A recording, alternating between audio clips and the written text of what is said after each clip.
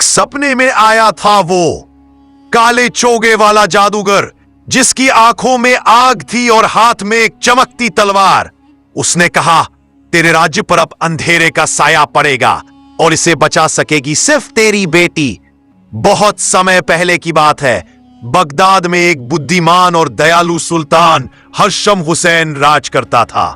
उसका राज्य शांतिपूर्ण और समृद्ध था, पर एक दिन उसके सपनों में एक रहस्यमयी जादूगर आता है। लंबा काला चोगा, आंखों में आग और हाथ में एक चमकती तलवार। वह कहता है, तेरे राज्य पर अब अंधेरे की रूह का साया पड़ेगा सुल्तान। केवल एक शख्स इसे बचा सकता है और वह तू नहीं, तेरी बेटी आयशा होगी। सुल्तान की बेटी आयशा बेहद होशियार, निडर और जिज्ञासु थी। वह हर रात पुरानी किताबें पढ़ती और अपनी दाई नसीबा से अजीबोगरीब किस्से सुनती। एक रात जब आयशा को अपने सपने में वही जादूगर दिखाई दिया तो उसे एहसास हुआ कि कुछ बड़ा होने वाला है। दूसरे दिन शहर में एक डरावनी खबर फैल गई। लोग नींद में गायब हो रहे थे। उनकी रूहें किसी अदृश्य शक्ति के कैद में थी। महल के ज्ञानी ने बताया कि यह काम जादूगर जुल्फिकार का है, एक पिशाच जादूगर जिसे 300 साल पहले रेगिस्तान की रेत में दफना दिया गया था। एक रात आयशा ने एक मंत्र पढ़कर अपने सपने में जादूगर जुल्फिकार को पुकारा। वह आया और बोला, अगर तू सचमुच बहादुर है तो आजा रूहों की गुफा तक। 3 दरवाजों में से सही दरवाजा चुन, वरना हमेशा के लिए खो जाएगी तेरी आत्मा। आयशा अपने एक वफादार दोस्त हकीम के साथ गुफा में पहुंची। वहां 3 चमकते दरवाजे थे, एक सोने का, एक चांदी का और एक लकड़ी का। हकीम ने कहा, सोने वाला अमीरों का है, चांदी वाला चालाकों का और लकड़ी वाला सच्चों का। आयशा ने बिना डरे लकड़ी का दरवाजा खोला और एक नई दुनिया में पहुंच गई। इस दरवाजे के पीछे था गिन्नस्तान, एक शहर जहां सिर्फ जिन रहते थे। वहां का राजा जिन्नल अजीम था, जो जुल्फिकार का पुराना दुश्मन था। उसने आयशा से कहा, अगर तू जुल्फिकार को हराना चाहती है तो तुझे 3 चीजें चाहिए, एक जादुई कमंडल, एक सच्चे दिल की आह और एक ऐसी कहानी जिसमें झूठ न हो। आयशा ने पूछा, यह सब मुझे कहां मिलेगा? राजा मुस्कुराया और बोला, हर चीज एक नई कहानी के पीछे छुपी है, सुनो और समझो।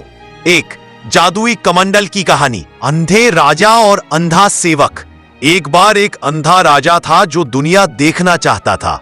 उसने अपने अंधे सेवक से कहा, तू मेरा रास्ता बन, मैं तेरे भरोसे चलूंगा। सेवक ने उसे रेगिस्तान में ले जाकर गिरा दिया और खुद राजा बन गया। लेकिन उस रेगिस्तान में छिपा था एक तपस्वी, जिसने राजा को जादुई कमंडल दिया और सच्चाई बताई। राजा ने सब कुछ माफ कर सेवक को फिर से साथ लिया। आयशा को यह कहानी सुनकर पहला जादुई कमंडल मिला। 2 सच्चे दिल की आह। वो एक बूढ़ा माली अपनी प्यारी बेटी की शादी के लिए हर दिन फूलों से दुआ करता, लेकिन उसकी बेटी एक युद्ध में खो गई थी। माली फिर भी रोज फूल चढ़ाता, उसके लौटने की उम्मीद में। एक दिन उसकी सच्ची आह से आकाश फट गया और उसकी बेटी की रूह उसे मिलने आई। उसकी आह इतनी पवित्र थी कि उसे दिल की आह कहा गया। आयशा ने उस माली की आह को मंत्रों से बुलाया और दूसरा रहस्य पाया। 3 झूठ रहित कहानी, तलवार और मंदिर। एक योद्धा ने युद्ध में हार मान ली, लेकिन कहा कि वह मंदिर की रक्षा करेगा, भले ही जान चली जाए।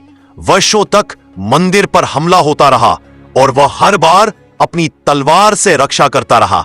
अंत में जब मंदिर गिरा तो लोगों ने देखा वह योद्धा पत्थर बन गया था और उसकी आंखों में कोई झूठ न था। उसकी कहानी ने आयशा को तीसरा रहस्य दिया, एक सच्ची कहानी की शक्ति। 5वां भाग, जुल्फिकार का समर। तीनों चीजें लेकर आयशा फिर से जुल्फिकार की गुफा में पहुंची।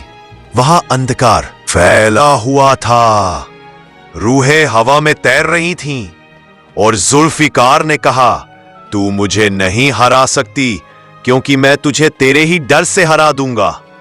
आयशा ने जादुई कमंडल से रोशनी बिखेरी।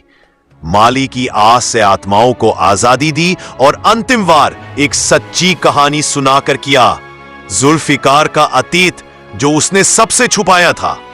सच्चाई का सामना करते ही जुल्फिकार की आत्मा चिल्लाई और राख में बदल गई। अंतिम भाग। एक नई सुबह सभी रूहें मुक्त हो गईं। बगदाद फिर से शांत हो गया।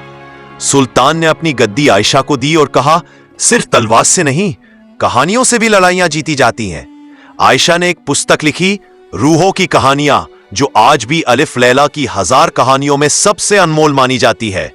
सीख, सच्चाई, साहस और कहानी, इनसे बड़ी कोई जादूगरी नहीं होती। आप इस कहानी का दूसरा भाग देखने के लिए चैनल को सब्सक्राइब करें, लाइक, शेयर करें।